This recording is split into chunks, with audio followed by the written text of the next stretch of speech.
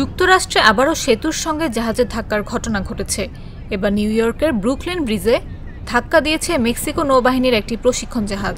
শনিবার ভোরের আগে ইস্ট রিভারে ভেসে চলা অবস্থায় ৩ মাস্তুল বিশিষ্ট সেই জাহাজের ওপরের দিকটি আইকনিক ব্রুকলিন ব্রিজে আঘাত করে।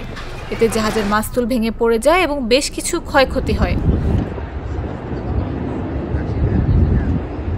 নিউ ইয়র্ক ফায়ার সার্ভিস নিশ্চিত করেছে ঘটনাস্থলে তারা আহত ব্যক্তিদের সহায়তা দিয়েছে। তবে ঠিক কতজন আহত হয়েছেন বা তারা জাহাজে ছিলেন নাকি সেতুর ওপরে তা তাৎক্ষণিকভাবে জানা যায়নি। বিভিন্ন প্রত্যক্ষদর্শীর মোবাইল ভিডিওতে দেখা যায় আঘাতের সময় জাহাজের মাস্তুল ভেঙে পড়েছে এবং সেতুর ডেকে ধাক্কা লাগছে।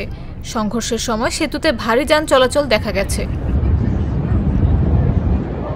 ধাক্কা লাগার পর জাহাজটি নদীর পাড়ের দিকে ভেসে যায় আর তীরে থাকা দর্শনার্থীরা আতঙ্কে সরে যান। মেক্সিকান নৌবাহিনী সামাজিক যোগাযোগ মাধ্যম এক্সে জানায় তাদের প্রশিক্ষণ জাহাজ কুয়াওতেমোক ব্রুকলিন ব্রিজের দুর্ঘটনায় ক্ষতিগ্রস্ত হয়েছে। এর ফলে জাহাজটি প্রচারমূলক সফর চালিয়ে যেতে পারছে না। নৌবাহিনী ও স্থানীয় কর্তৃপক্ষ জাহাজের অবস্থা ও ক্রুদের নিরাপত্তা মূল্যায়ন করছে।